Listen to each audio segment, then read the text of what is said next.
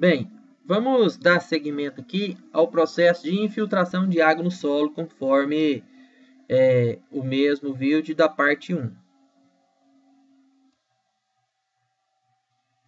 Bom, após a infiltração, né, nós temos aí eventos como detenção.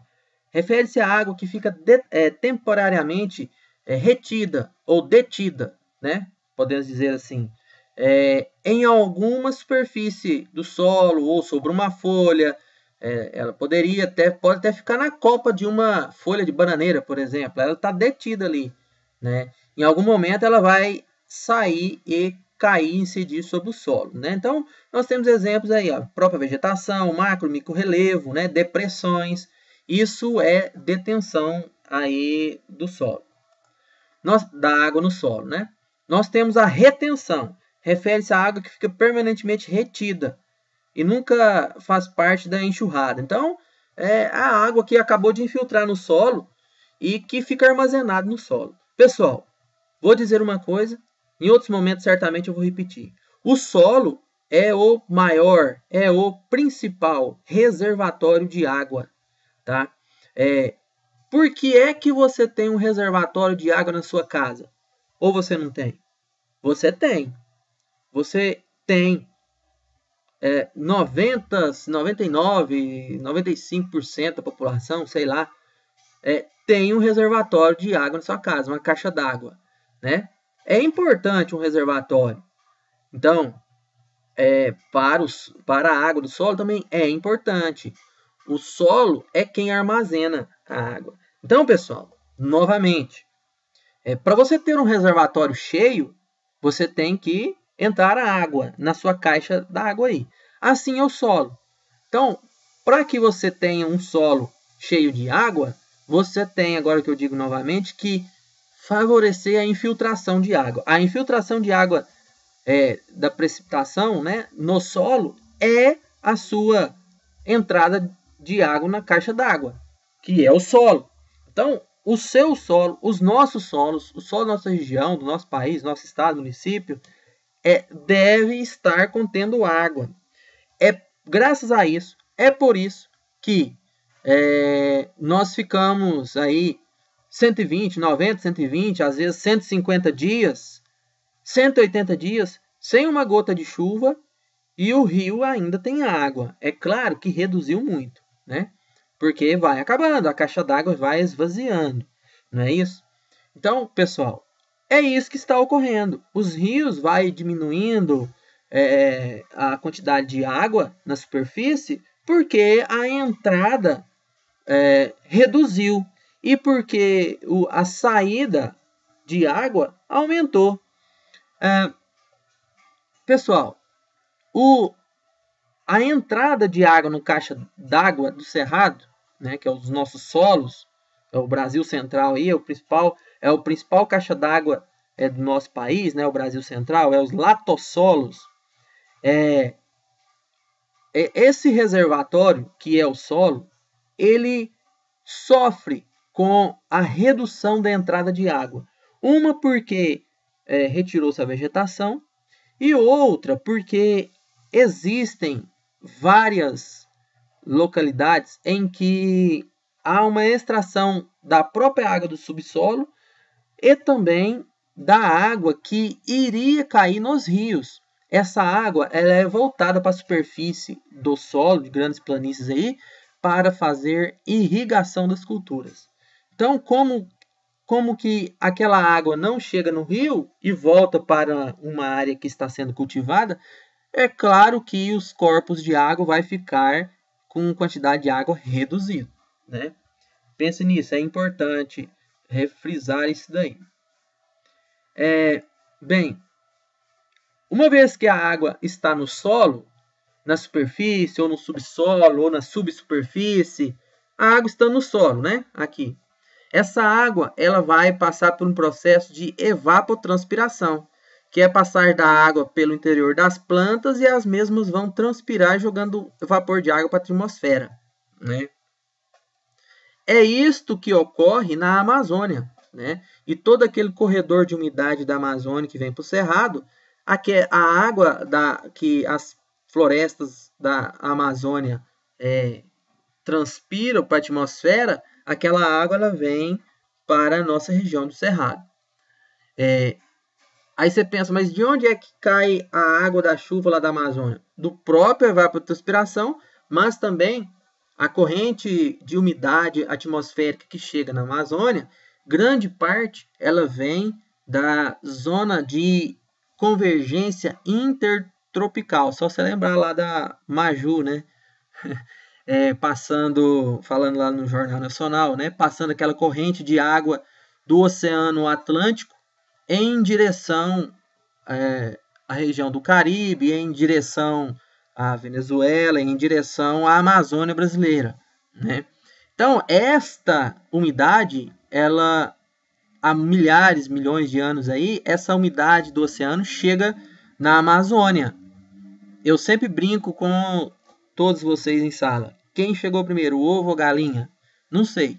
Mas quem chegou primeiro, a água ou a floresta amazônica? Eu respondo, quem chegou primeiro foi a água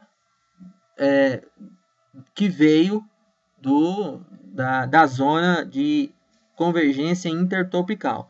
É a corrente úmida que veio do Oceano Atlântico que começa a precipitar naquela região da Amazônia. E por que precipita lá? Porque os processos geológicos de formação do planeta, né, do continente, surgiu, não sei se você já ouviu falar, né, um negócio chamado de Cordilheira dos Andes, né? Ou Cordilheira dos Andes é o responsável por nós termos o nosso ambiente como úmido, ou seco, ou duas estações bem definidas.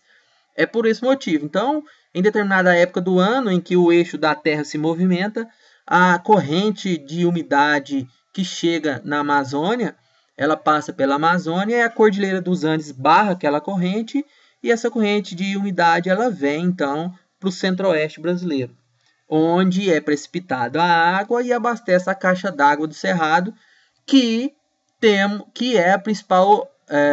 que é a origem dos principais rios ou bacias do nosso país, né? Nós temos a bacia do Rio São Francisco, que nasce em Minas Gerais, a bacia do Rio Paraná, que nasce na região de Goiás, a bacia do Rio Araguaia, Rio Tocantins, que nasce em Goiás.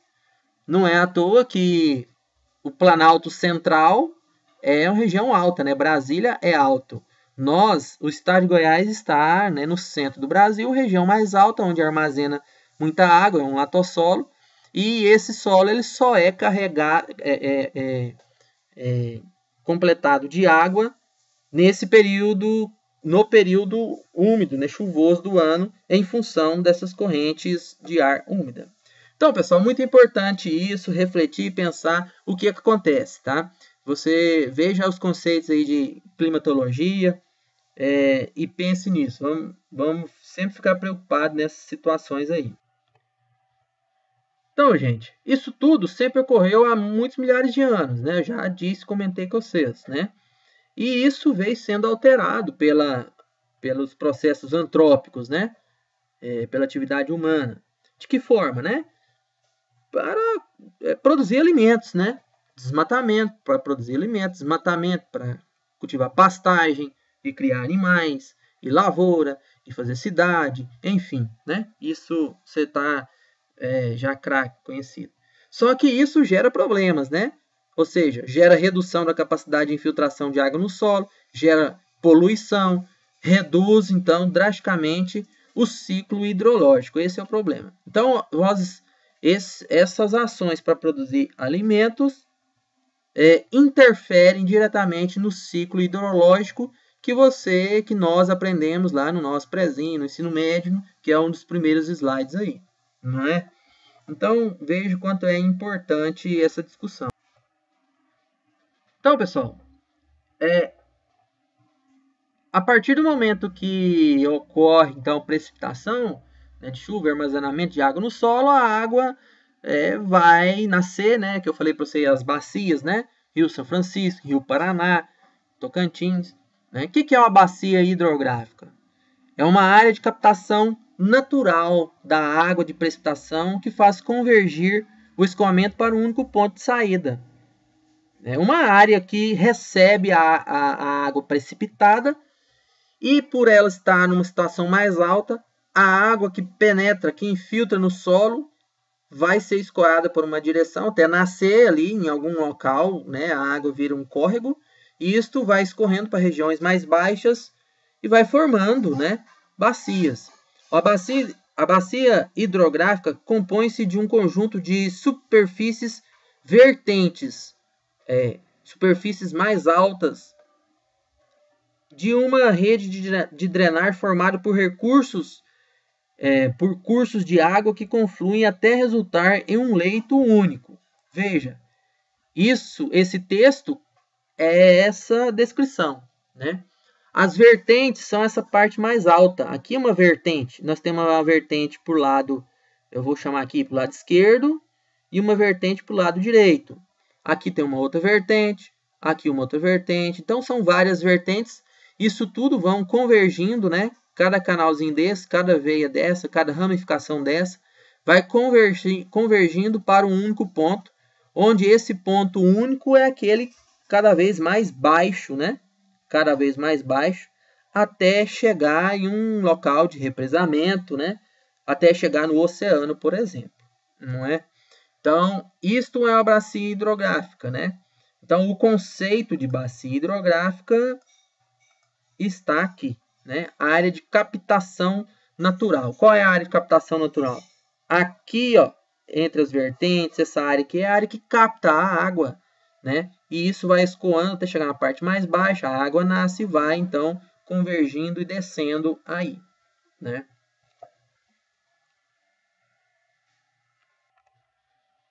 Então, veja, nós temos várias bacias, né? Bacias hidrográficas do Brasil, né?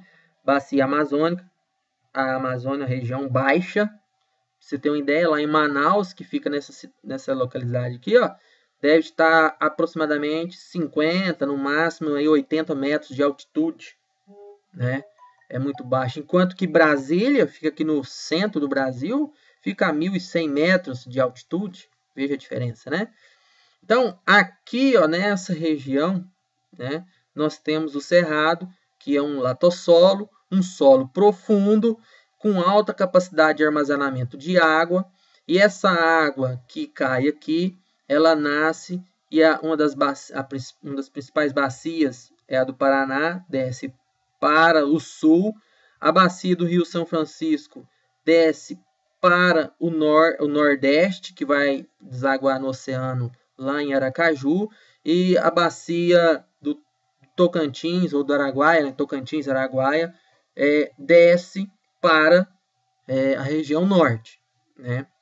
Aqui, né, nos países vizinhos do Brasil, né, Colômbia, Venezuela, Bolívia, aqui também são regiões mais altas, né? Estão na Cordilheira dos Andes, e aqui há uma captação de água na bacia daqueles países que direcionam para a Amazônia brasileira.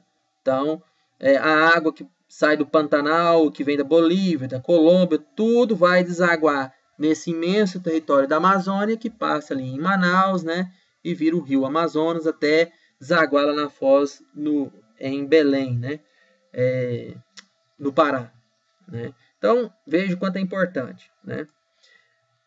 Analisando agora bacias mais regionais, né, menores, nós temos aqui, por exemplo, uma bacia, aqui em Goiás, né, a bacia do rio Paranaíba. A bacia do rio Paranaíba, ela está dentro da bacia do rio Paraná, que é esta daqui, né? E parte da bacia do rio Paranaíba, né, alguma vertente dela ali pode subir, digamos, ir para o norte de Goiás, e essa água acima do norte de Goiás, ela vai então em direção à bacia Araguaia-Tocantins, e assim essa água vai para o norte do Brasil, né? Então perceba, pessoal, olha que nós estamos, Goiânia, Brasília, está numa vertente da bacia do Paraná, a bacia do Rio São Francisco e a bacia do rio do Bacia Tocantins-Araguaia, né? Veja que interessante. Por isso nós estamos no ponto mais alto. Então nós, região sul de Goiás, está na bacia do Paranaíba, né? Mas, analisando mais regionalmente, Morrinhos, nós temos a bacia do Piracanjuba, né? A leste de Morrinhos. A oeste de Morrinhos nós temos a bacia do Rio dos Bois, se eu não me engano, né? E aí, mais a oeste, nós temos outras microbacias aí, indo para Bom Jesus, Rio Verde, enfim. Aí são bacias pequenas que desaguam aonde? Na bacia do Paranaíba. Que deságua aonde? Na bacia do Paraná. Que deságua aonde? Lá embaixo, no Rio Uruguai, lá na Foz, no oceano. Né? Então, pessoal, acho que eu falei que uma bacia... eu esqueci de uma aqui, ó. Olha esse mapa. Esse mapa, aqui está o mapa de Goiás. Esse mapa também esse pontinho aqui é a Serra de Caldas Novas, ó. Aqui está a bacia do Rio Piracanjuba, que eu acabei de mencionar para vocês. A bacia do Rio Piracanjuba, que é essa delimitação aqui, né? Bacia do Rio Piracanjuba, que deságua na bacia do Corumbá, que deságua na bacia do Rio Paranaíba. Ao lado, a oeste do Rio Piracanjuba, nós temos a bacia do Meia Ponte. É aqui que eu tinha esquecido dela. Não é Rio dos Bois ainda. Aqui é a bacia do Rio Meia Ponte. E aí, mais a oeste, a do Rio dos Bois, né? Então, tá aqui. Existe... Eu vou colocar para vocês aqui, estou na internet, já mostro, quer ver? Aqui, ó. Fazendo uma pesquisa rápida, né? No Google, temos a Secretaria de Recursos Hídricos. Veja, eu cliquei aqui para mostrar para vocês. Isso você pode fazer, né? Lá, ó. Aqui, ó. meioambiente.gov, né? Aqui nós temos a Secretaria de Meio Ambiente e Desenvolvimento Sustentável, Secretaria do Governo do Estado de Goiás, né? Aqui, então, essa secretaria tem a sigla, vou te mostrar aqui, é essa mesmo, SEMAD, Secretaria de Meio Ambiente. Deixa eu voltar aqui. Essa secretaria, a Secretaria de Meio Ambiente, de Recursos Hídricos, é ela que regulamenta o uso da água. Então, aqui nós temos as legislações, nós temos como o processo para conseguir a outorga, o uso, direito do uso da água, licenciamento, enfim, tá aqui. Aqui está todas as normas que a secretaria estabelece. Aqui está todas as diretrizes que regulamenta todas as bacias do estado de Goiás. E cada estado tem que ter a sua secretaria, tá? De gestão de recursos hídricos. Então, está aqui as principais legislações, né? Leis, portarias, né? E é muito bom aí você navegar e conhecer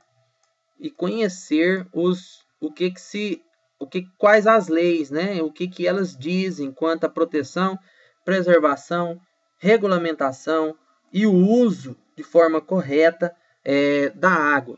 Então, isso daqui, pessoal, não é lorota. Isso daqui é muito importante e despenca em concurso. Inclusive, existe concursos específicos para isso daqui, tá? Então, fiquem atentos, façam uma pastinha aí, façam um lembrete para você estudar bastante. Isso eu não cobro em prova, mas é para sua vida. Isso daqui pode ser um emprego seu futuro aí, tá? Bem, então vamos retornar aqui.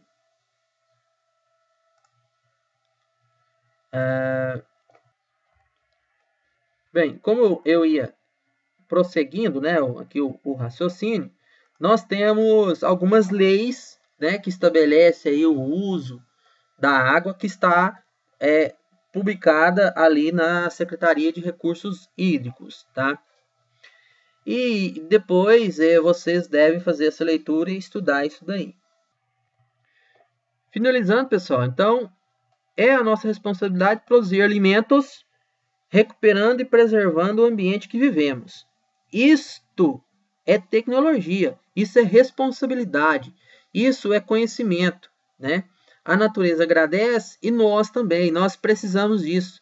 Se nós não tivermos responsabilidade de produzir alimentos e preservando e recuperando o meio ambiente, nós estamos destruindo a nossa casa. A nossa casa é o nosso planeta. Nós precisamos de água, nós precisamos de alimentos.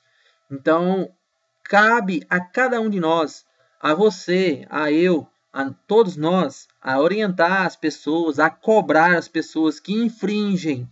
Tem os que atacam a natureza de forma irresponsável, não é? Então, isso deve ser observado com muita atenção, tá? O pessoal mais antigo são os mais promotores disso, né? Porque viveram numa época em que não tinham esse despertar, essa preocupação de que um dia poderia faltar água, né? E a água falta, gente. E outra coisa, a água você não consegue recuperar ela de uma noite para o dia.